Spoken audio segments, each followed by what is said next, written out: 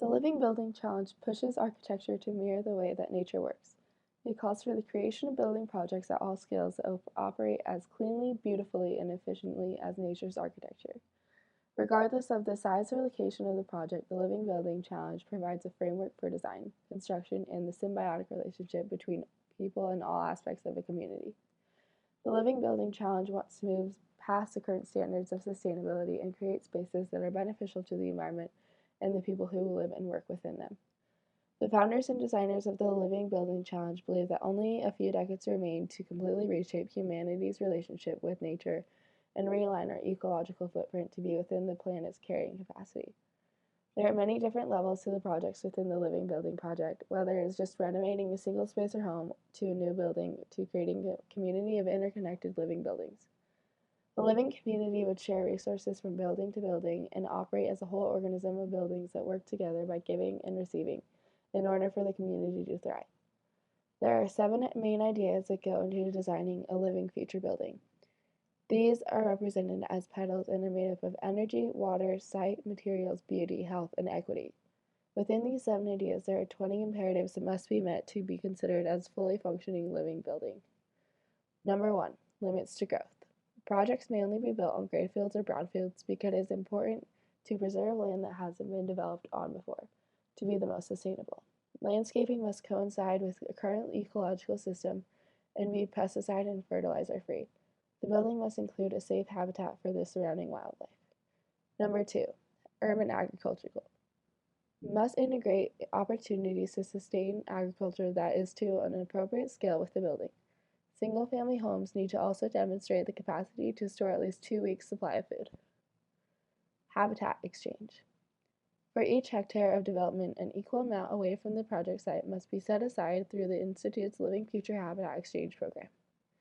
Number 4. Human-powered living. Each project should contribute to creating walkable, pedestrian-oriented communities. All buildings, with the exceptions of a single-family home, must advocate for the use of human-powered transportation and provide protected storage for human-powered vehicles and promote the use of stairs. Single-family homes should be assessed on how residents can reduce their transportation impact through other, more sustainable methods of transport. Number 5. Net positive water. Must manage the water use with higher standards than normal. Net positive water means that project water use and release must work in harmony with natural water flows. 100% of the project's water must be supplied by captured precipitation or other closed-loop systems. The water that is recycled must then be treated without the use of chemicals. Number 6. Net positive energy. 105% of the project's energy needs must be supplied by on-site renewable energy that doesn't use combustion, and provide on-site energy storage to enhance efficiency. Number 7. Civilized environment. All regularly occupied spaces must have operable windows with access to fresh air and light. Number 8. Healthy interior environment. Must create a healthy interior environment. This means no smoking indoors, regular air quality tests to ensure air quality standards are met, no volatile organic compounds, exhaust system for kitchens, bathrooms, and janitorial areas, and an entry that reduces particulates that comes from shoes, and only cleaning products that comply with EPA standards are allowed for indoor cleaning. Number 8. Biolithic environment. Include elements that nurture the human-nature connection, showing how the building will incorporate nature with environment features and light and space. The building must incorporate nature's patterns that are uniquely connected to the place, climate, and culture of the building's location. The building must also allow for sufficient human-to-nature interactions on the interior and exterior of the project. Number 10. Red list. The project cannot contain any of the red list materials or chemicals listed on this slide. Number 11. Embodied carbon footprint. Project must account for the total embodied carbon impact from its construction through the Carbon Living Future Exchange. Number 12. Responsible industry. Use sustainable materials that come from a good place, meaning the company follows sustainable practices. Number 13. Living economy sourcing. Project must incorporate place-based solutions and contribute to the regional economy through sustainable practices, products, and services. Number 14. Net positive waste. must strive to reduce or eliminate the production of waste during the design, construction, operation, and end of life to conserve natural resources. Number 15. Human scale and humane places. Based on human scale rather than automobile scale to bring out the best in humanity and to promote cultural and interaction. Number 16. Universal access to nature and place. The building must be beneficial to the community in terms of being equally accessible to each person to ensure the building enhances the area. May not block or diminish the quality of air, fresh air, sunlight, and natural waterways. Number 17. Equitable investment. For every dollar total project costs, the development must set aside and donate half a cent or more to charity of its choosing. Number 18. Just organizations.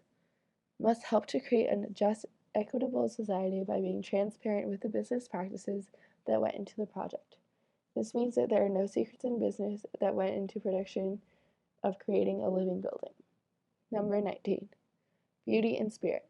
Must contain design features that are intended solely for human delight and that celebrate culture, spirit, and place that are appropriate to the building's function and integrate public art. Number 20.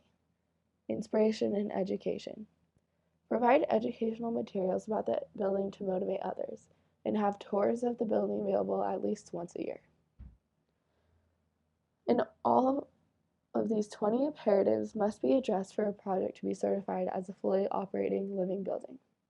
There are 2 other certifications that are offered as well that are easier to achieve. One, a PETAL certification, in which the project must satisfy the requirements of 3 or more PETALs, including at least one of the following: water, energy, or materials. 2. Net Zero Energy Building Certification, in which 4 of the Living Building Challenges imperatives must be achieved. 1. Limits to growth. 6. Net positive energy. 19. Beauty and spirit. And 20. Inspiration and education. This project is gaining momentum, and with over 192 projects either completed or in progress, it has shown that this challenge is possible. The problem with this challenge is that people don't want to change the way things are normally done. In order for a building to receive this certification, it is imperative that the project owners push themselves to reach past current green architecture standards and actually contribute to the environment in a positive way rather than a less negative way. Personally, I heard about this challenge during fall semester, and I was immediately inspired and believed that such a large project was possible. Once this kind of living architecture that benefits the environment is implemented more widely, and as more and more people become educated about it, it will become the new standard of architecture and building design.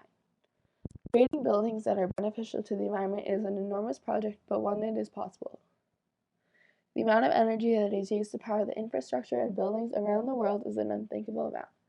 If this project were to spread and become the new standard of building code, the impact this would have on climate change would be incredible. Not only do these buildings have almost zero impact on the environment, but they give back to it as well. For every building that is made, progress is made in ending climate change.